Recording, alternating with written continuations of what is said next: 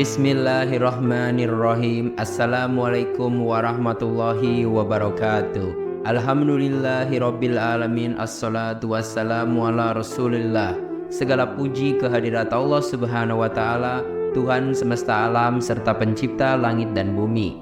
Dan juga sholawat untuk Nabi besar Muhammad sallallahu alaihi wasallam sebagai bentuk cinta dan penghormatan kita kepada beliau. Di tengah hiruk pikuk kehidupan ini, kita seringkali terdorong untuk mencari jalan agar doa-doa kita cepat terkabul. Namun dalam kegelapan, keraguan, dan kebingungan, Islam memberikan pertolongan pedoman yang jelas dan kokoh, bergantung pada ayat Al-Quran dan ajaran Rasulullah SAW. Terdapat 5 amalan dan adab yang dijanjikan untuk membuka pintu-pintu rahmat Tuhan.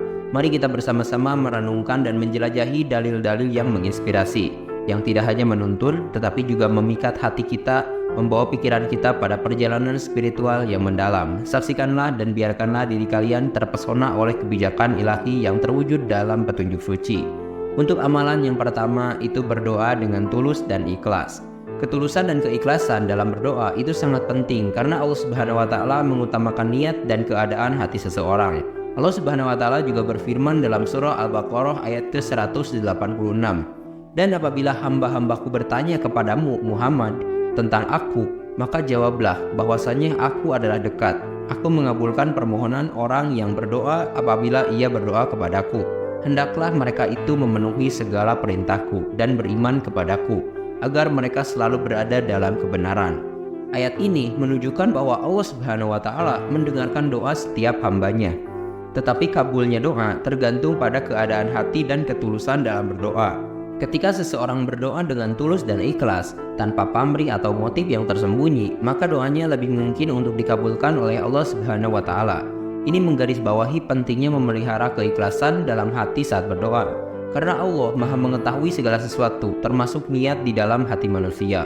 Contohnya gini, seorang muslim berdoa kepada Allah Subhanahu wa taala itu tidak perlu pamrih atau motif yang tersembunyi. Dia meminta pertolongan dan bimbingannya dengan keyakinan penuh bahwa Allah akan mengabulkan doanya atas dasar kebaikan dan hikmah yang tersembunyi. Sekarang mari kita lanjut ke amalan yang kedua, yaitu berdoa dengan menyebut nama Allah. Menyebut nama Allah sebelum memulai berdoa itu adalah tindakan yang sangat dianjurkan dalam Islam. Ini menunjukkan penghormatan, pengakuan, dan kesadaran akan keesaan Allah Subhanahu wa taala. Rasulullah mengajarkan umatnya untuk memulai setiap perbuatan dengan menyebut nama Allah sebagai bentuk penghormatan kepadanya. Dalam hadis yang diriwayatkan Abu Hurairah, Rasulullah juga bersabda, "Setiap perkara yang tidak diawali dengan menyebut nama Allah, maka ia akan terpotong keberkahannya." Hadis riwayat Muslim. Dengan menyebut nama Allah sebelum berdoa, kita juga menyadari bahwa segala sesuatu yang kita lakukan dan minta haruslah dengan seizinnya. Dan dalam kerangka ketaatan kepadanya, ini membantu kita untuk memperkuat hubungan spiritual dengan Allah Subhanahu wa taala, serta membangun kesadaran akan kehadirannya dalam setiap aspek kehidupan kita. Nah, jadi sebelum kita memulai berdoa, hendaklah kita itu menyebut Bismillahirrahmanirrahim, yang berarti dengan nama Allah yang Maha Pengasih lagi Maha Penyayang, sebagai pembuka. Misalnya seorang muslim sebelum makan, bekerja, atau memulai aktivitas lainnya selalu menyebut nama Allah untuk minta keberkahan dan perlindungannya.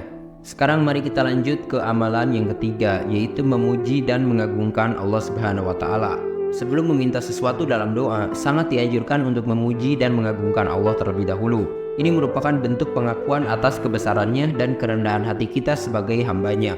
Memuji dan mengagungkan Allah sebelum berdoa itu menunjukkan rasa syukur kita atas segala nikmat yang telah diberikannya kepada kita.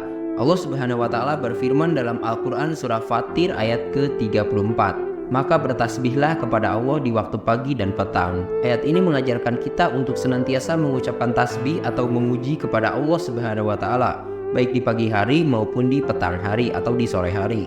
Dengan memulai doa dengan memuji dan mengagungkan Allah, kita menyadari kebesarannya, yang kemudian membantu kita mendekatkan diri kepadanya dengan penuh kerendahan hati.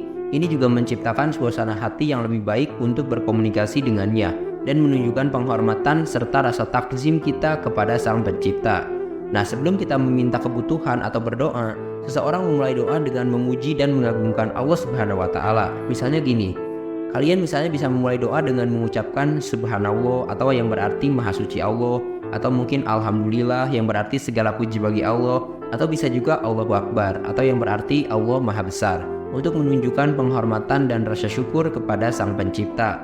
Sekarang mari kita lanjut ke amalan yang keempat, yaitu berdoa dengan memohon pengampunan. Sebelum meminta kebutuhan dunia atau akhirat, sangat penting untuk memohon ampunan terlebih dahulu atas dosa-dosa yang telah kita lakukan. Ini menunjukkan kesadaran dan kerendahan hati kita sebagai hamba yang rentan melakukan kesalahan di hadapan Sang Pencipta. Memohon ampunan juga merupakan langkah awal untuk membersihkan diri dari dosa-dosa yang dapat menghalangi terkabulnya doa kita.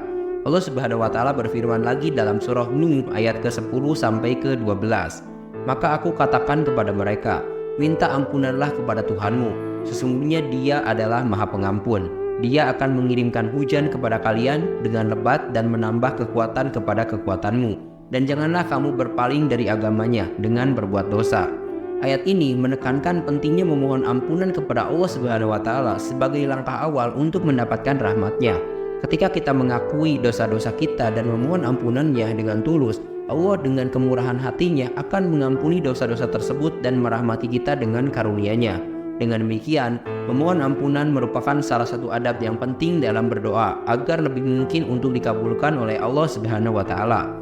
Nah, jadi sebelum kita meminta sesuatu atau berdoa, seseorang memohon ampunan terlebih dahulu, misalnya dengan mengucapkan istighfar atau memohon ampunan dengan ucapan astagfirullahaladzim misalnya ya.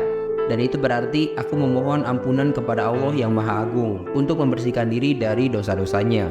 Nah, sekarang mari kita lanjut ke amalan yang kelima, yaitu berdoa dengan keyakinan penuh.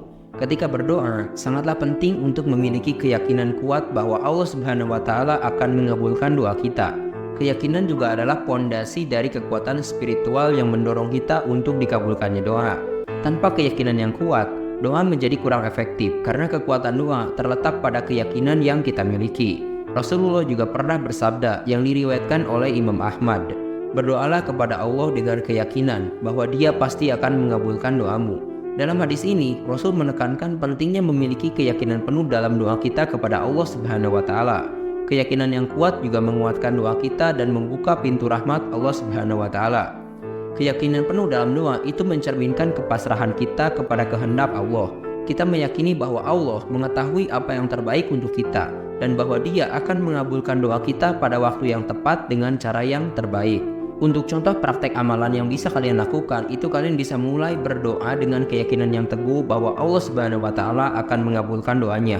Meskipun mungkin tidak langsung melihat hasilnya, dia tetap yakin bahwa Allah akan menjawab doanya pada waktu yang tepat dengan cara yang terbaik. Misalnya dia terus berdoa dengan keyakinan penuh bahwa Allah Subhanahu wa Ta'ala akan memberinya kekuatan dan petunjuk dalam menghadapi cobaan hidup. Terima kasih telah menyimak. Silahkan kirim dukungan kalian dengan klik tombol like, subscribe channel ini, dan bagikan juga ke teman-teman kalian. Semoga dengan membagikan itu kalian bisa mendapatkan pahala jariah dari video ini. Mohon maaf bila ada kesalahan. Wabillahi taufik wal hidayah. Wassalamualaikum warahmatullahi wabarakatuh.